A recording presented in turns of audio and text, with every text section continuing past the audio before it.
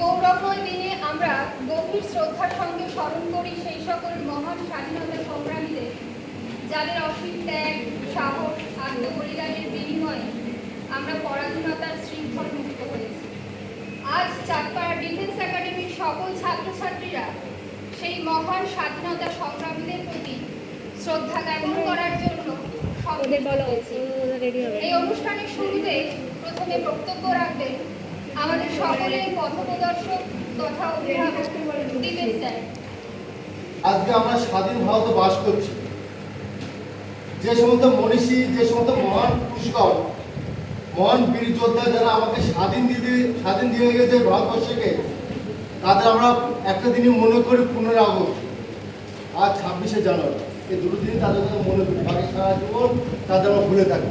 কিন্তু তার মধ্যেও আমাদের মহান পুরুষদের তখন কেউ বদনাম করতে থাকে, ভারতবর্ষের নামে অনেক কথা বলতে থাকে। কিন্তু যে দেশে খাই, যে দেশে পড়ি, যে দেশে চড়ি, তাকে সবসময় আমাকে একটা যে কথা বলবো, সম্মান করো। তার জন্য